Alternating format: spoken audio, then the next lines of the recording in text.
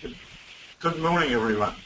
Thank you very much for joining me. I've just got one little task to do, which is to turn my phone off. So that's been intended to. Thank you very much. As we just mentioned, a couple of preliminary things. One is the questions, and I've often found that if you leave all the questions to the end, either that they get forgotten or they don't get answered. So we'll do our best to answer any questions as we go through. The second thing is that in developing this webinar, I've taken an approach that recruitment and retention can't be viewed in isolation. It is part of a broader performance management integrated system, and as such I'll be working through those steps and then concentrating on the particular staff selection areas when I get to those points. It's a quality system, and by quality I mean fit for purpose. And so whichever organisation you're part of, then I think it's important that you view it as being fit for your organisation and make the appropriate adjustments. And an integrated system, it's just the way that the organisation links together from its purpose to its performance. So with that, we'll kick off.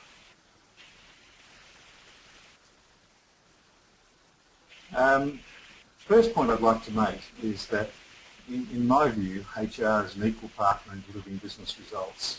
And if the audience is primarily HR people, then I don't think I've had too many arguments with that.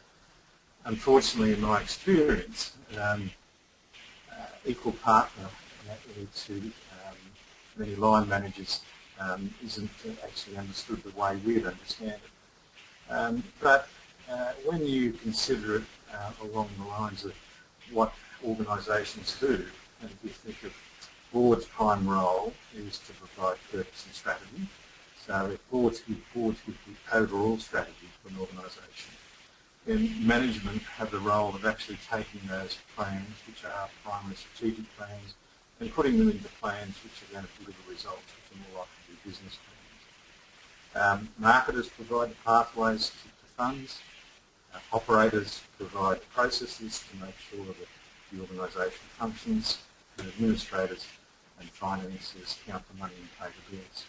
But at the end of the day, it is people that make it happen. And without the commitment of the organisation and without the proper capabilities, the organisation will not really succeed.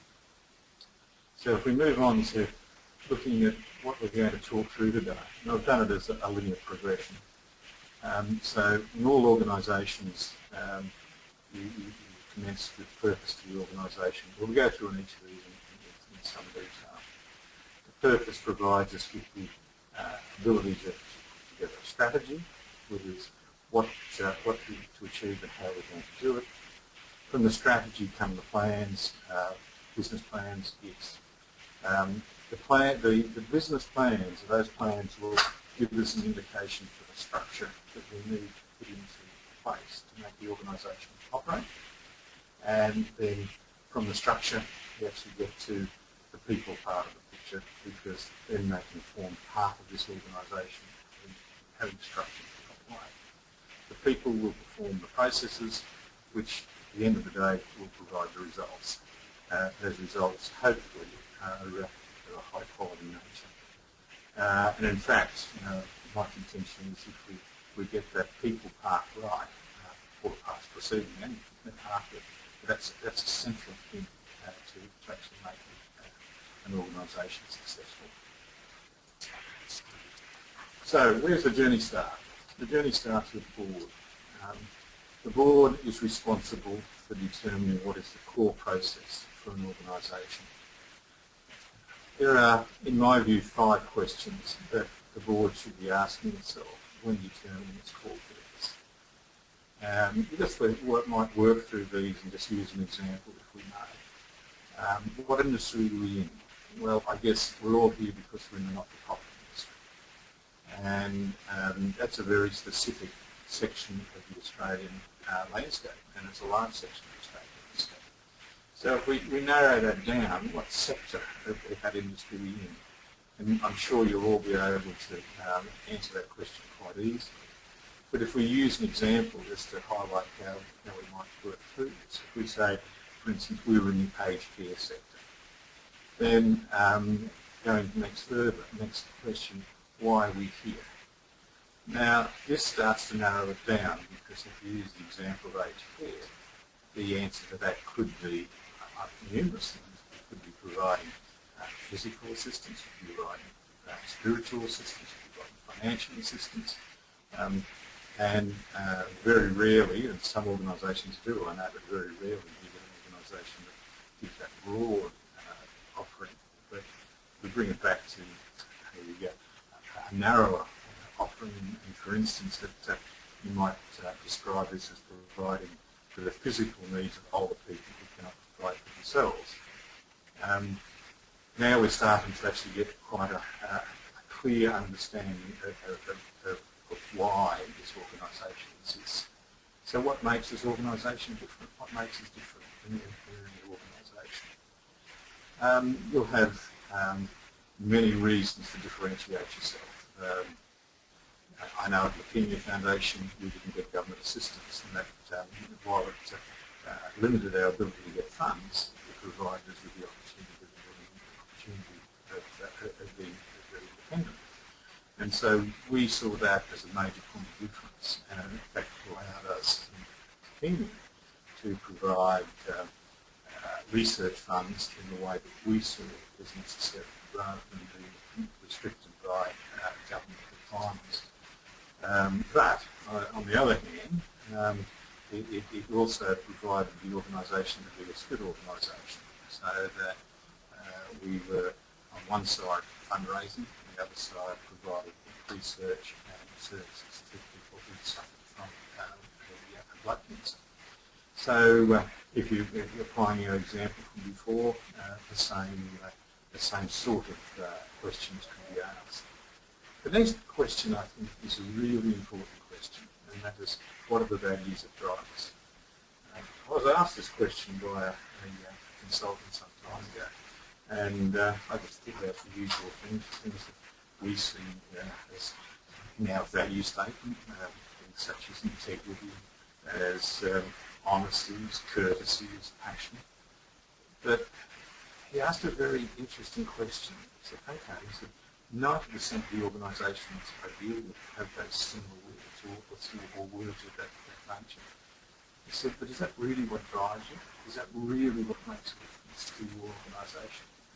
Because that's the value that really will make a difference to the employees.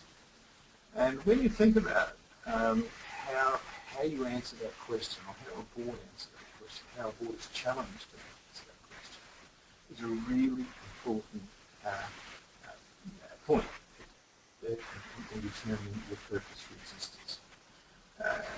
If you start to look back at the example I provided before, I suggested that there was a moral purpose involved in this, as well as an independence, because there was no government funding. This perhaps starts to move towards it, but it could even be deeper than that. And it could be a purpose around valuing life, or it could be and maintaining dignity for people.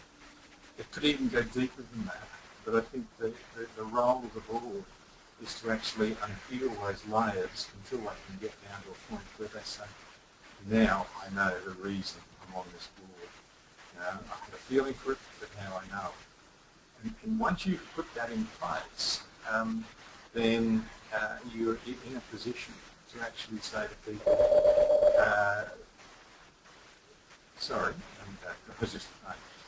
you're in a position to say to people, all your employees, all your staff, all your potential recruits, this is the very reason we're here.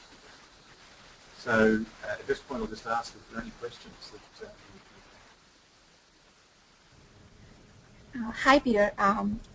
There are no questions at this moment. However, people are having a little difficulty in hearing your voice. So if you could just speak up a little bit, like keep up. So yeah, Okay, sorry Hello? about that. Do we need to go back over any of the stuff I just went through? No. But yeah, now it's much better. Yeah, it's much Okay. better. Yeah. Okay. Okay. So there Right. are no Okay. questions at this No moment, so questions? you Okay, can we'll continue. Yeah. proceed on. Okay, Okay. so Thank you. if you recall our linear progression, that was the very top, and you might notice this slide actually indicates that at the very bottom we've got core purpose, and what we're doing is working through those issues.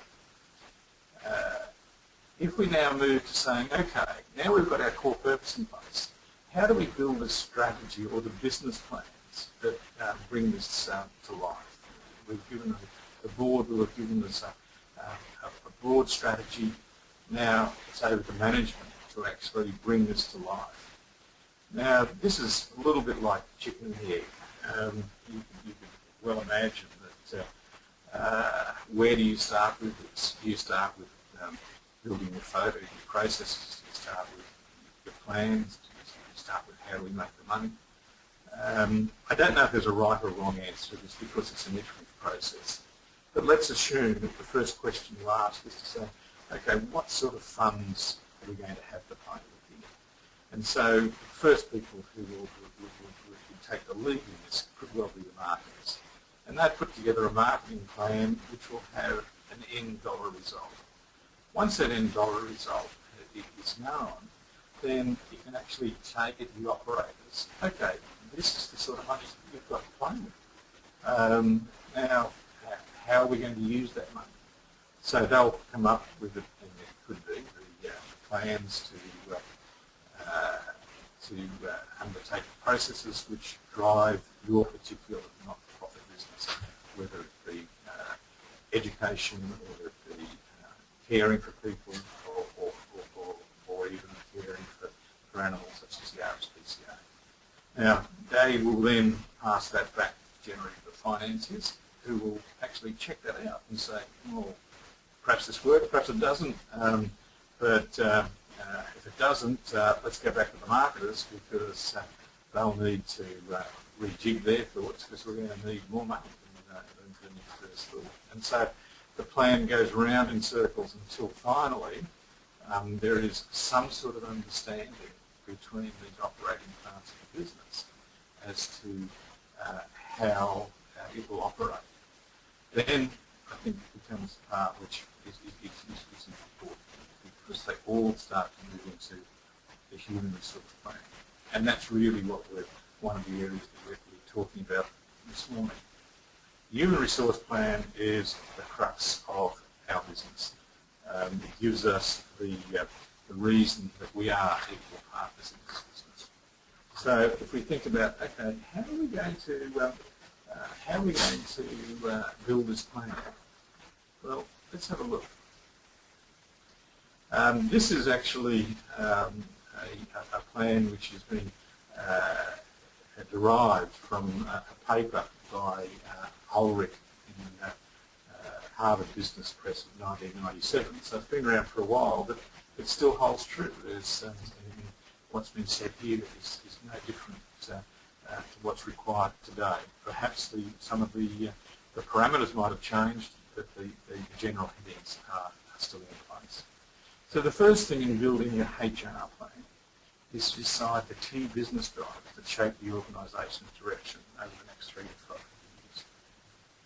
Now, generically, most organisations, whether they be not-for-profit or for general business, are looking at things such as technology. Technology has the ability to put us into places where we've never been before, to actually allow us to do things we've never been able to afford to do before, to actually save costs which have henceforth, up until this time, have never been able to be saved. So most businesses would have one of their key drivers would be technology. Perhaps another a key driver might be the need to look at our growth. If we're thinking growth in these areas, we've got to start to think the business to continue needs to grow. Do we grow organically or do we do it through mergers And final thing is that we may think about funding. It'll be another driver of the business, and particularly not-for-profits. So I think generically most of us would have on our list here technology, growth and funding as being the key business drivers for our business, and you may have well others. So given those, it's now in this plan, the role is to start to analyse the organisation's process, practices and knowledge required to achieve the organisation's strategic goals. This plan is not built in isolation. This is not built in the back room of the HR department. This is actually built by the operators of the business. And so when we start to sit down and talk about these capabilities, HR has a role to facilitate, to understand, to question. But it's the line managers who must analyse their processes and practices and then start to give the HR people the understanding of the knowledge required to make these things work. It's the only way that you'll get a proper understanding of what the capabilities you're looking for are. Talking about organisational values, we've spent some time on that before. I won't go through that again, but think about what really underpins your organisation, because if that's going to influence the behaviours and the decision making within the organisation, and it's an important element in building the HR plan. Moving on, the HR stakeholders, and I think there's an important principle here, and it's defining the role of the owners of strategic HR initiatives, which I've just mentioned before, are the line managers and the HR professionals who design and deliver HR policies and practices. I've often thought it's interesting that you could be called a HR manager in that you might have no staff. So what are you really managing? And you know, it's really it comes down to saying it's how you manage your colleagues who are the line managers is an process in HR.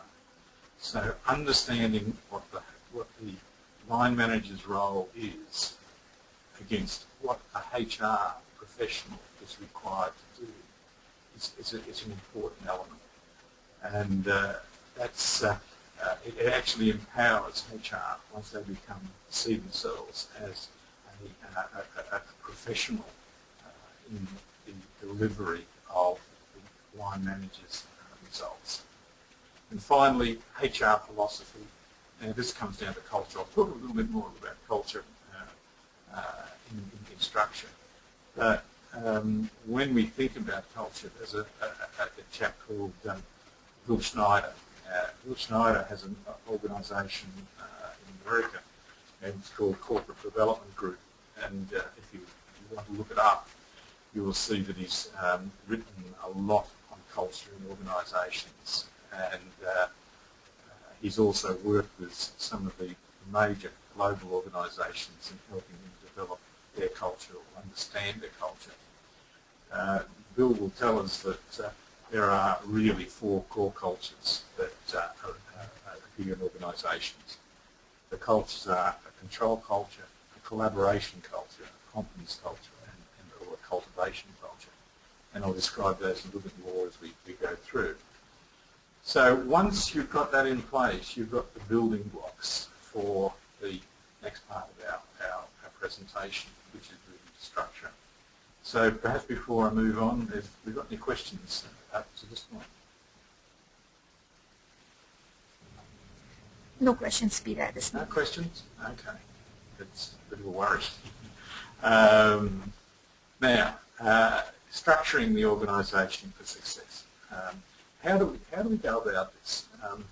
Because you know, we now have a plan which gives us a good understanding of how we see the organisation operating, and how we see the various functions providing their input. So how do we put in place a structure which is best going to make this organisation operate to its potential?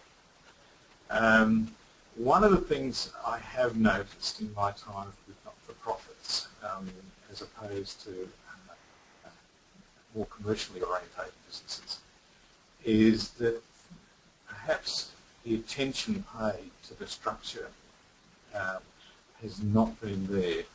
One gets the feeling in many organisations it's been organically grown. And if that's the case, then it's probable that the structure will not be the one which would best serve this organisation. It's also probable not-for-profits that you'll have two competing structures because you'll have two competing cultures.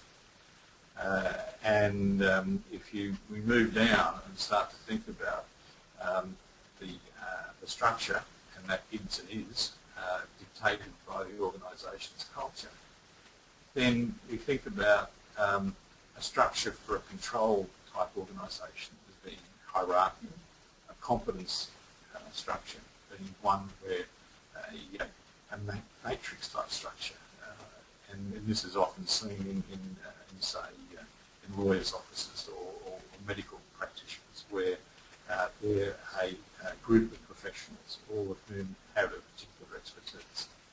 Control, which is moving back one, is generally in a military type organisation, where it is absolutely vital that commands are handed down and followed to the letter.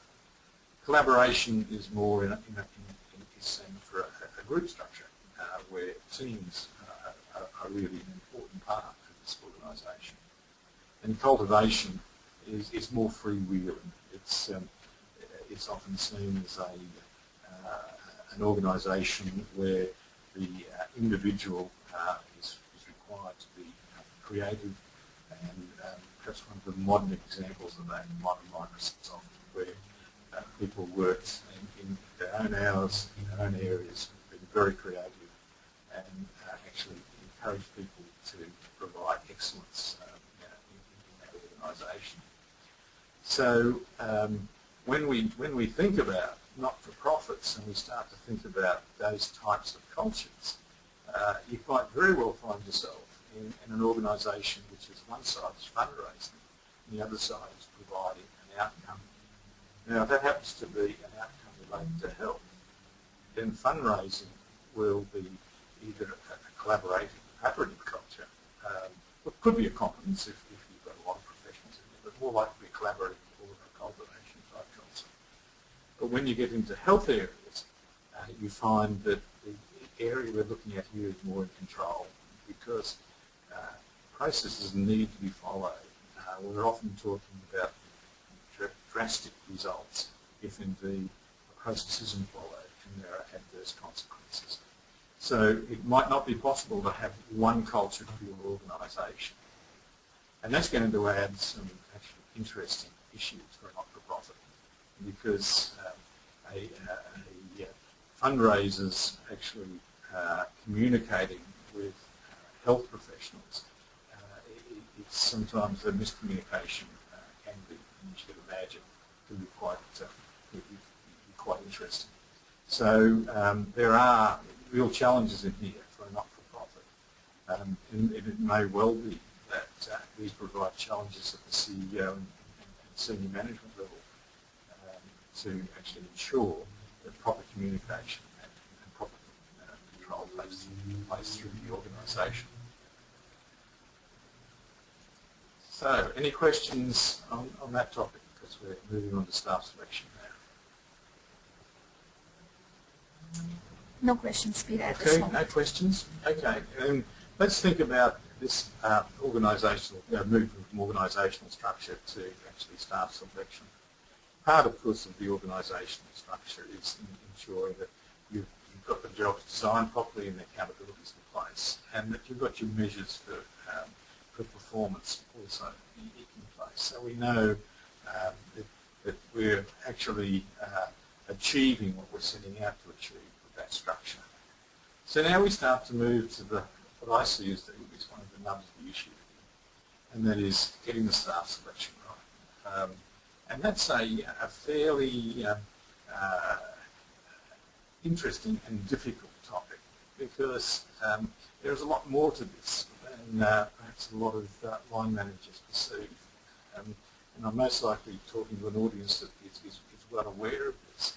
But let's go through the elements of a quality staff selection process. So I see it, there are 4 stages. The first stage is one of determining who you will need in this organisation to make it operate successfully. And the question I've asked here is, have you really worked through the hard and soft skills you need? Hard skills, technical skills are generally more obvious. Not always more obvious, but generally more obvious. And are easier to consider and are often the first hurdle when you actually get to a selection process. But it's really important from the HR perspective that we understand the skills that are really necessary for a line manager to operate successfully, and we work with them to ensure that. The next part is a lot more difficult. Excuse me. Soft skills are much harder to find, but are instrumental not just in ensuring the success, but in actually ensuring retention.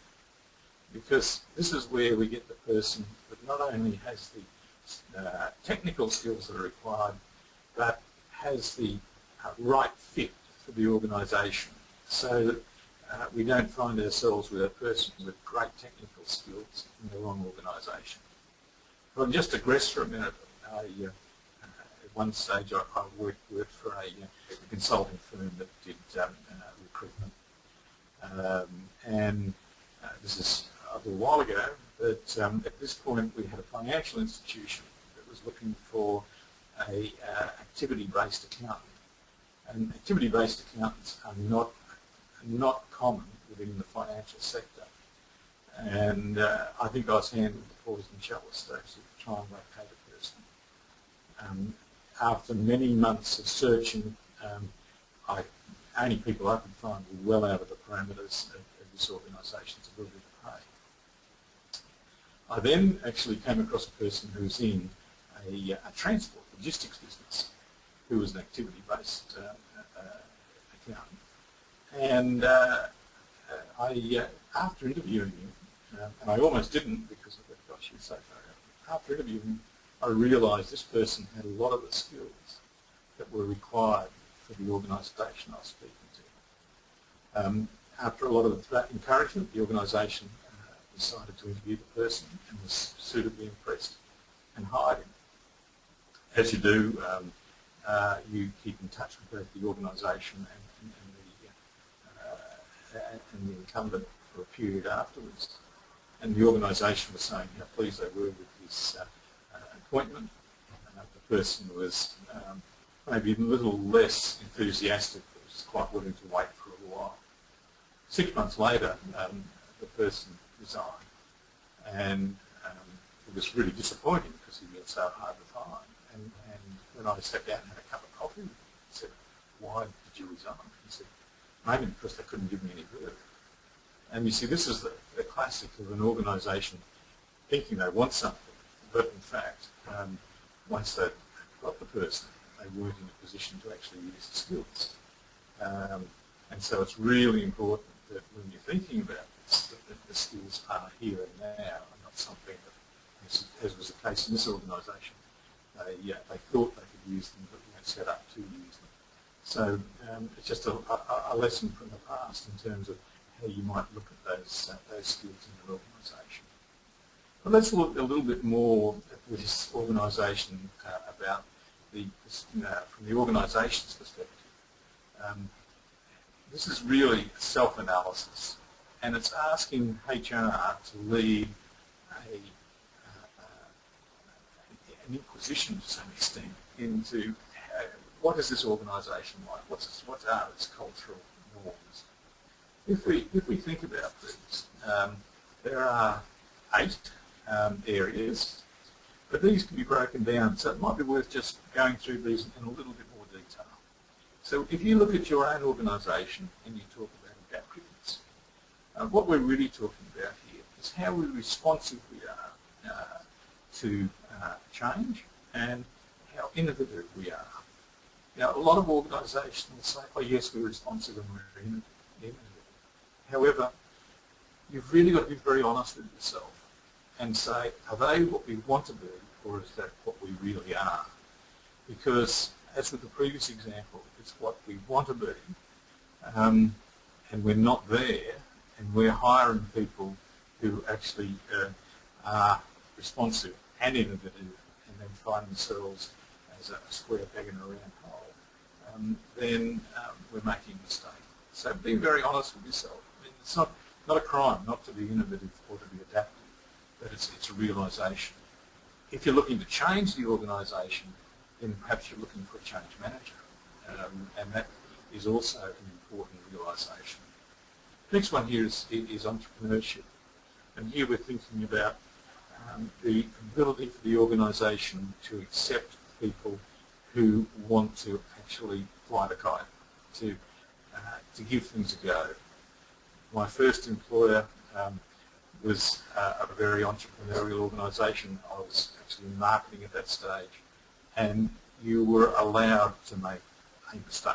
I don't think you're appreciated if you make multiple mistakes, but you're allowed to make a mistake. And it was there that I was told the story about the person who walked into the CEO's office and said, I have just made a mistake that's cost this organisation $1 million. Here's my resignation. To which the CEO looked at him and said, I've just spent $1 million on your training. There's no way you're going to leave now. That's maybe, it's an extreme example, but what it does is actually highlight how the organisation thinks about things. Do they see the opportunities, which won't always come off, but are willing to wear that for the bigger fish that might be caught later on. The other part of entrepreneurship is autonomy, and it means that you really do grant people autonomy. Again, organisations that say they're autonomous but have micromanagers aren't that fit together. So again, just being very clear about your organisation and how it operates. Formality. Are you an informal organisation? And a good test of this is how do you refer to each other? And I don't know any organisations now that still require Mr. But I joined the University of Queensland some time back, and when my name was put into the telephone book, they insisted that I be Mr. Peter Watson. And I said, I don't want Mr. I want to be more informal. No, this is a formal organisation. How do you see yourself in informality? Cooperation. How do you cooperate with each other in these areas? Are the silos pretty solid, or are there no silos? And you can easily cross the boundaries to actually find out the information you need. And this is where I think finance and admin can come into their own, if indeed they open themselves up and see the line as a customer rather than as often the people that give them all these headaches. And so cooperative areas in that formality is a good understanding. When you start to look at the quality orientation of the organisation, think about the attention to quality. Not what's written on the paper, but how strict are you? Do you actually allow slippage, or do you not allow slippage? But in the quality movement, there is a lot said and a lot written about what is attention to quality. And attention in this area, it could be a different criteria to the one we're used to. The story of the Japanese manufacturer was asked to provide an electrician, and we allow a 1 in 100,000 default. And after their first batch, the person turned up with a plastic bag with a component and said, here's the 1 in 100,000 you thought you wanted it. Again, it's only a demonstration, but it's understanding how important you regard this quality. Customer emphasis. And actually the definition of a customer and not-for-profit is an interesting issue.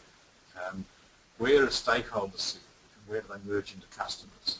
perhaps the best example I could give of this is if you're a member of an organisation, you are a stakeholder. If you then become a donor to that organisation, you become a customer.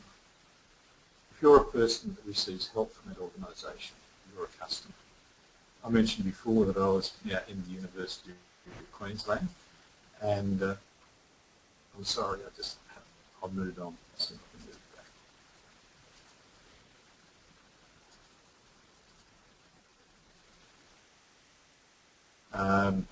I was joined the university, and one of the things we were talking about was customers, and I perceived that students were customers of the university. Well, in 1990, in the University of Queensland, that thought was not acceptable. How could these people who frequent this organisation, this is the academics point of view, be considered a customer? If you look now at a university that doesn't treat a student as a customer is mostly struggling to exist. It's a real understanding of who your customers are and how they operate. If we move on to energy, again, this is something to do with work commitment. And, we hear the word engagement now a lot. And look honestly at your organisation and say, how strongly are we engaged? And, I look around not-for-profits and people work there, but are they engaged in it? And again, if you've got a square peg in a round hole, the chances of 100% commitment is unlikely. Face the reality and get the best which you can, because 100% commitment is most likely not achievable, but you should be very high in that engagement stakes. The other part is your action orientation. When you say you're going to do something, do you really do it? Or is it okay if we put it off until tomorrow? I'm a procrastinator by nature. I know it doesn't do my cause any good. But I also know that if I'm working in a team that's energised and wants to actually get things done, then I don't procrastinate because I'm starting to let the team down. And so you can actually work around that, but you've got to make sure that your organisation, if you wish it to be seen as energetic, actually is that action-orientated type organisation. When we talk about focus, we talk about management discipline. And management discipline is often saying management do what they say they're going to do. It's very easy for management to turn around and say, let's put this down as the plan and we're going to have this done by this day in such and such a month. And then as this day, oh look, that's slipping a bit, that's okay, we can let it go for a little bit longer. Well, if you're really a focused organisation, that's not okay. And it's how everyone within the organisation will start to perceive it. If you have a performance review where you've contracted to do certain things, and it's okay because you didn't get them done without actually proper change being taken place, then it's not okay. It's something that's, again, if you wish to be a focused organisation. If we're looking at people orientation, we're looking at here at how we share information with our staff and how we value our people. Look at the communications in your organisation. And look, most organisations will have all sorts of processes to say we communicate this way, we communicate that way. Is the process of communication providing the quality of information? Does the information fit to the individuals in their mind? So if you're providing information to employees which is unnecessary and frankly boring to them, that's not the quality of information you need to do. But you do need to think about how to do that. And how do we value our people? How do we show we value our people? Sometimes there are opportunities to show how we value our people. The process of providing support to a staff member who has difficulties. And I'm not just thinking of extended sick leave or that nature, but for people who have perhaps learning difficulties or training difficulties, actually getting with that person and helping them through it. Getting together with people who are under the pump and actually helping them through, that shows how you're going to be people. Finally, is your organisation united? Do you have straightforward systems? And the best way to answer this is for a new employee, ask them about how they see the systems. Because if they see the systems as being difficult and hard to follow, then the chances are they are. And you need what you think is straightforward, but you can't see the wood for the trees. So it's really important to do it. And finally, clarity of purpose. Are we clear about what we want to achieve, or is this fussy?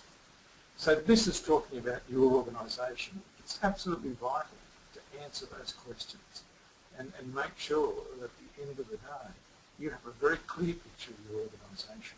Because when you're saying bring someone on board, this is where you actually get the person who's going to fit your actual organisation.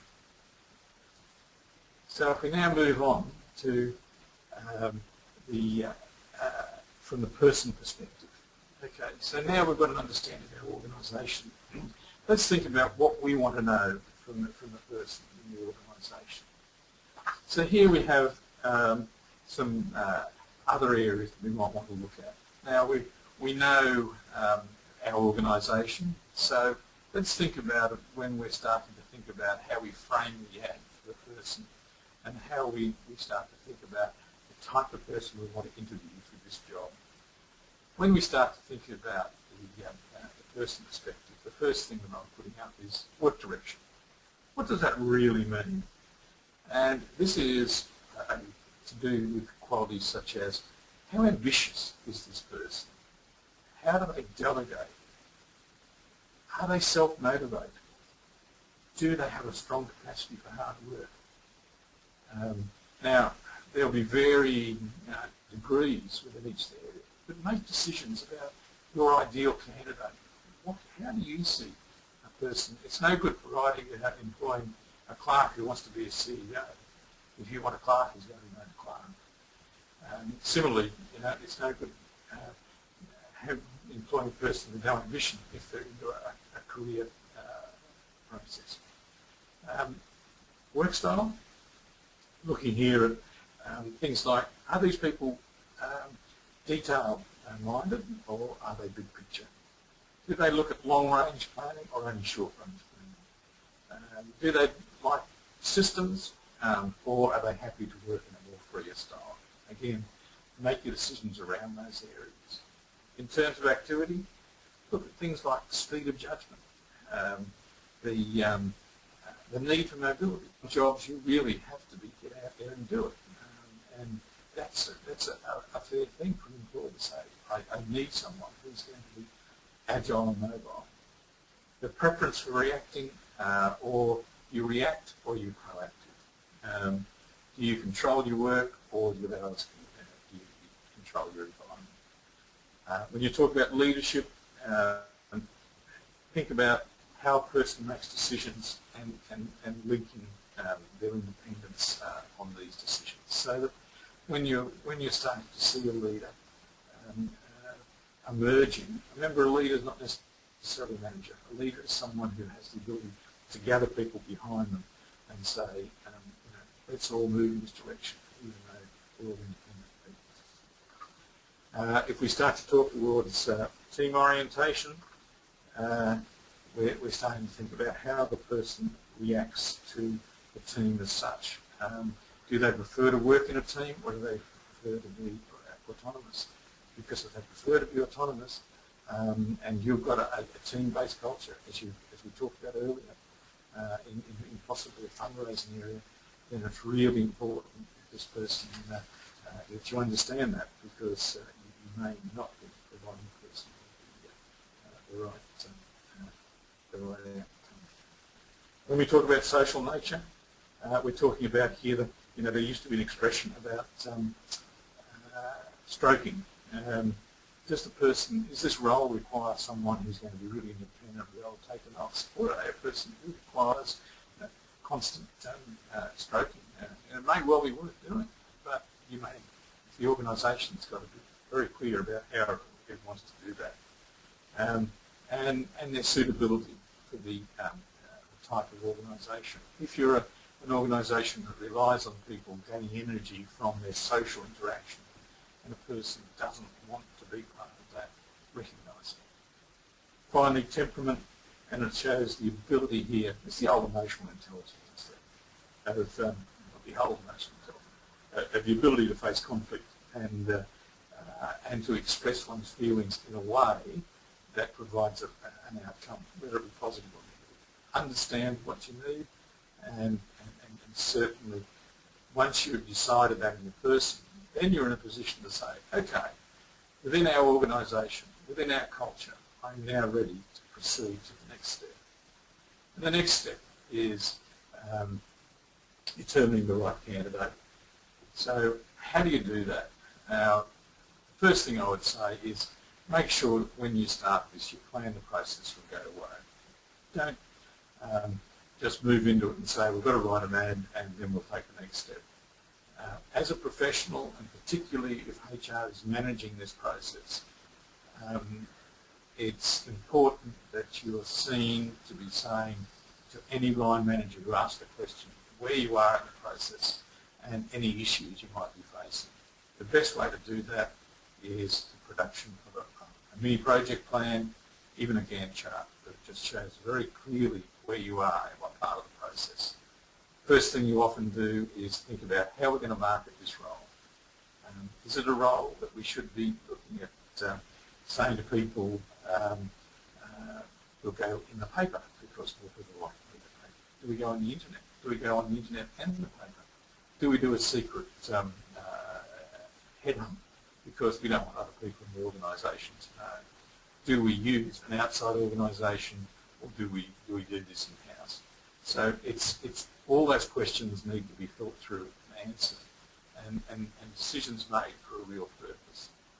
The next one is actually testing the market, because at this point you've got all your information, you've decided to go to the market in the way that you see as most reasonable. Now what we're asking here is to say, just accept that what you're doing is testing the market. If you get 2 applicants, they might be great, but is that what you really want from this market? Perhaps it is. Perhaps it's such a rare position you're lucky to get 2. But if you're expecting multiple applicants, then perhaps you haven't got that market quite right, and you need to think about how we're going to do this in the future. On the other side, if you get too many, perhaps you haven't been defined it well enough. You'll get professional people who will write ads, explain if you will respond to ads, because they'll just respond to an ad. They're pretty easily understood. But if you've got a lot of people who believe they've really got those skills that you need in your organisation, then perhaps the ad was not to be written in a way that would provide the outcome you're looking for. So if you've tested the market and it's not right, don't be scared of going back and saying, let's rejig this because it hasn't really hit the mark. And it's a cheaper operation at this point than going through the whole process and having to start again. One area that's often overlooked is long listing. Everyone talks about a short list. Well, a long list, in my view, is bringing it down to the number of applicants that you're willing to take the next step. The next step is often arranging for a preliminary interview. This could be done by HR. I would prefer it's done by the line manager and perhaps with some support to help them work through who are the people you want to get down to that short list of 3 to 5. And so that brings us to the short list. When you have the short list, my view is that the next step is testing. A lot of organisations prefer to make a selection and say, well, let's put this person through the test. Do verbals, numerics, and a psychometric, only to get results back to say, oh, this isn't the person we interviewed. That's obviously wrong, and so they just discard it. One of the big advantages of testing before you interview is that you're working from a position of knowledge. So if you're looking, for example, for a person who is organised and the tests are saying they're disorganised, then test it out in the interview and test it out in the referees, because it's a chance for you to actually mould the interview to the individuals rather than just have a set series of questions which people will have a set series of responses. Interviewing is important because it is obviously the first chance to really see this person and sit down and test it out. But it's also important to say we don't have to blindly ask the same questions of each candidate. We have to follow the same process, and we have to show we've followed that process if we're brought to task on it. But it doesn't mean to say we have to ask the same questions, because we all have different issues with each candidate. Finally, selection. And that's not an easy process sometimes, because you'll have, if you've got multiple interviewers, you need to go through a process, and HR is often required to actually facilitate that process. Finally, advising successful, unsuccessful. Advise the successful person first, always, and you actually get that person to agree that they're coming before you advise the unsuccessful.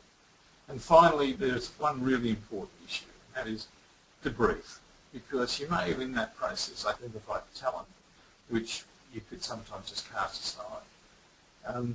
Take the opportunity to say we've invested a lot of money and a lot of time and a lot of effort, and we've identified people who could very well be just the person we need for this role. So I would strongly recommend that you debrief people who are identified as talent for the future of this organisation. You make an effort to stay in touch with them. And it's a wonderful thing to be tapped on the shoulder and be asked at some future date to say, we interviewed you a year ago and we were really impressed. We didn't have the right job then, but we do now. And the chances are you'll have a ready-made candidate for the future role. Moving on, and we've got to move fairly quickly through these. Onboarding, that's a different, a whole new topic, but it's making sure that you gain the first impressions of the individuals, you have a plan to get them through, and check in, check out. Basically, first day in, talk to them about their expectations. As you finish the onboarding process, check them out to say, how are we measuring up? And clear, open communication. They will appreciate it. Fourth stage is the first 6 months. We know why we say 6 months. That's the period which you're on probation. And it's a period where everyone should take the chance to view each other. Set the targets, provide a mentor, assess regularly, and provide feedback. Now, we know that we have liberal opportunities to actually move people on if they're not actually meeting the needs of the organisation. But believe me, it's a lot easier if you've actually got these points in place, because if there is an argument down the track, you've actually started to say, we know exactly why we've moved this person on. Properly selected people are an appreciating asset. Poorly selected people are going to be a disaster. It's as simple as that. And it is a job for professionals. This is not a game for amateurs. Retention is really about ensuring you've got those soft areas under control. Because if the person knows the organisation they're coming into, to be interviewed for the organisation they're coming into, then in fact they'll, the chances of them remaining in that organisation for an extended period are much higher. Finally, and I'll just finish this off before I ask the questions, once you've got your selection, think about the areas that will also assist in the retention. Make sure you develop people. Make sure that you've got the person in their preferences and their competency areas. Moving into the process, these are parts of training systems, communication systems, things we talked about before, and of course remuneration systems, fair remuneration systems. And the contention is if you follow each of these steps and actually get them under control, then the performance of the organisation will be very high. Okay, that's I guess, almost to the end, just 4 areas which I think need to look at closely for a not-for-profit area. Looking at the boards and senior management, it's really vital that boards do have a reflective process and that senior management is actually providing the outcomes the board require. One of the things that about not-for-profits is that boards are often volunteer and consequently aren't skill-based. It's really important as a HR professional you actually question the board about those skills-based. Culture in the organisation is mostly one of the most powerful areas for performance, and the culture will be reflected in the selection and the retention of staff. Structure of the organisation we talked about, it is a big topic, and I would really encourage you to look at what Schneider says on structure, and it goes into a fair bit of depth with it. But identifying and the selection of staff is really such a vital part of this, and it links into every part of the organisation. So it's one of the most important areas that we have. So we've got a couple of minutes for questions. Have we got anything? Hi Peter, thank you for the presentation. We do have a question here from Peter. Would you use the same process for recruiting volunteers, or would you adapt a slightly different approach? Sorry, for recruiting, was it managers? Would you use the same 4-stage process for recruiting volunteers, or would you adapt a slightly different approach for volunteers?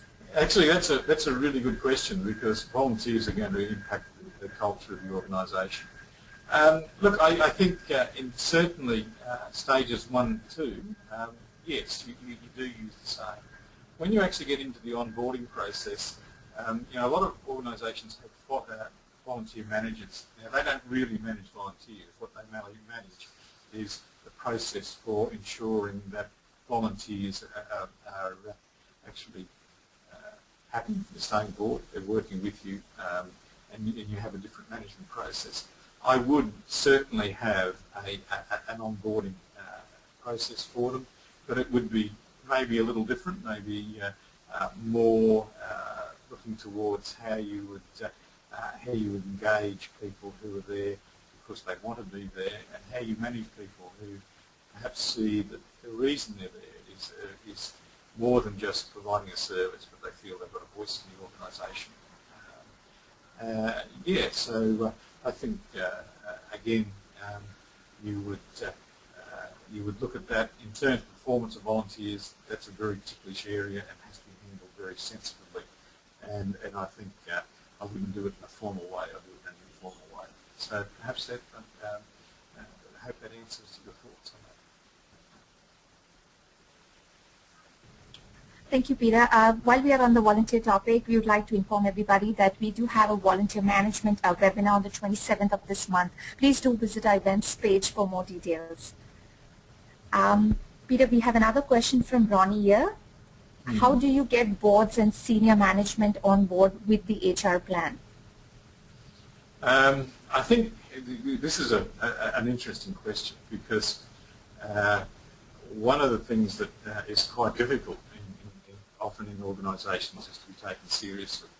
And I think it's important firstly that you get a chance to address the board, and then you would perhaps look at how you would challenge the board in what they've done.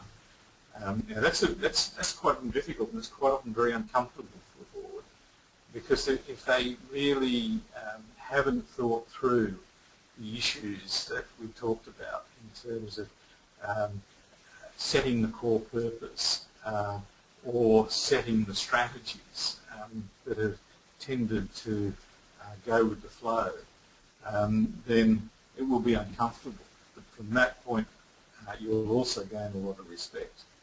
The other part in terms of senior managers, I think the issue there is taking the opportunity again to challenge in a respectful way, but being very clear that, as an example, I was asked, and I've been asked, and I'm sure you all have, to we want to move this person on. Either can you do it for us or how we do it. The question is not, the answer to that is not saying, well, we do this. The question is, why are we moving this person on? Let's look at the reasons why this is happening. And as in any profession, you actually start to move towards actually getting to the answer of the broader issue, not just the issue that you've got at hand. And I think that actually helps you gain respect within the organisation to be viewed as a true professional and a true equal in the organisation. Anything else? Well, thank you, Peter. That brings us to the end of this webinar. Thank you, Peter, for presenting, and thank you each and every one of you who could join us today. You will be receiving an email shortly with a link to the recording and the slides. Thank you once again. Bye-bye. Thank you.